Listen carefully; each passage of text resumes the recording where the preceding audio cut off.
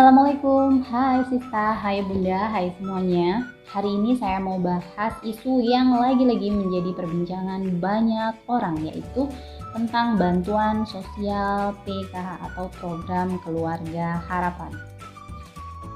Kemudian pertanyaan yang sering muncul adalah, gimana sih Bu biar saya mendapatkan bantuan sosial PKH? Kemudian bisa nggak sih Bu, Ibu sebagai pendamping sosial PKH mendaftarkan saya sebagai penerima bantuan sosial PKH?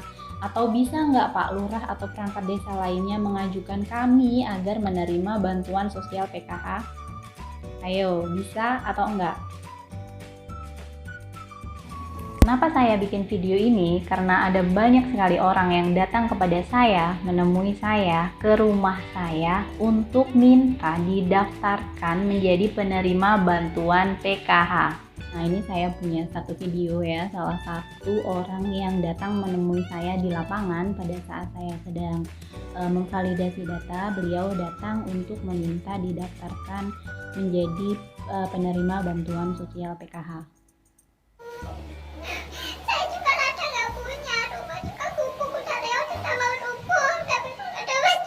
Pada saya untuk meminta didaftarkan menjadi penerima bantuan sosial PKH. Dan untuk informasi bahwa orang tersebut sebenarnya sudah mendapatkan bantuan BLT dari desa, namun beliau ingin mendapatkan PKH. Nah, hal-hal seperti ini biasanya dimanfaatkan oleh oknum-oknum yang tidak bertanggung jawab untuk mendapatkan keuntungan pribadi. Nih, ada banyak sekali model atau kasus penipuan yang mengatasnamakan bantuan sosial PKH. Kita lihat ya beritanya. Nah, ini adalah beberapa berita ya tentang penipuan oknum mengatasnamakan pendaftaran bansos. Oke, sebelum kita lanjut, untuk menjawab pertanyaan-pertanyaan yang sudah saya sebutkan di depan tadi, kita kenalan dulu ya sama program PKH. Apa sih sebenarnya PKH itu? PKH merupakan salah satu program perlindungan sosial di Indonesia dalam bentuk bantuan sosial. Bantuan ini diberikan kepada keluarga miskin dan rentan miskin dengan persyaratan tertentu di mana mereka terdaftar dalam DTKS. Nah, dari penjelasan saya tadi, ada 2 poin penting yang harus teman-teman ketahui. Yang pertama, data PKH itu berasal dari DTKS ya. Itu poin yang harus kita tekankan di sini ya. Kemudian yang kedua, PKH adalah bantuan bersyarat. Oke, kita bahas satu-satu ya.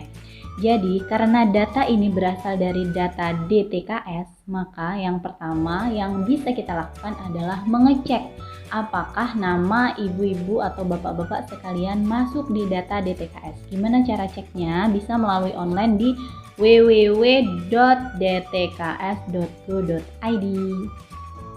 Jika nama ibu ada di situ, apa yang harus dilakukan? Kok namaku ada tapi tidak masuk di daftar penerima PKH?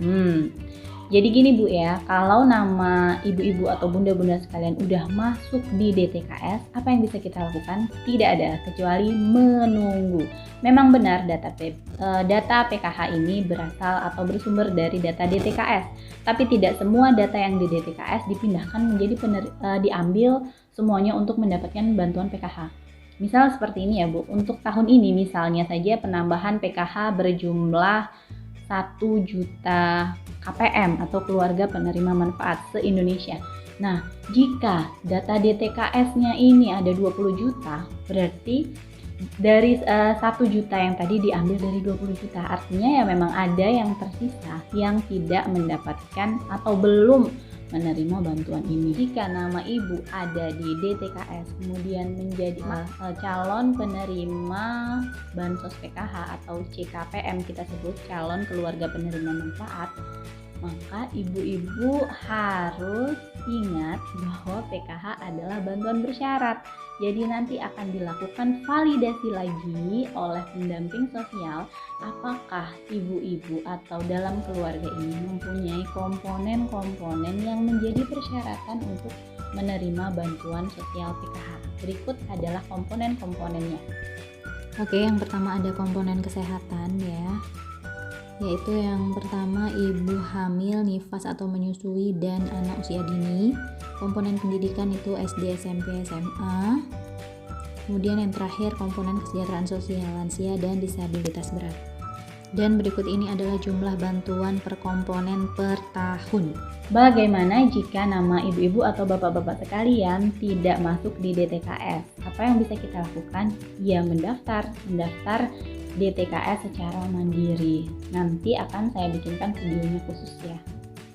Nah, itu dia kira-kira penjelasan tentang PKH. Jadi dapat disimpulkan bahwa sampai saat ini belum ada situs ataupun cara khusus untuk mendaftarkan langsung menjadi penerima bantuan sosial PKH. Jadi jangan sampai dimanfaatkan oleh oknum yang tidak bertanggung jawab lagi ya.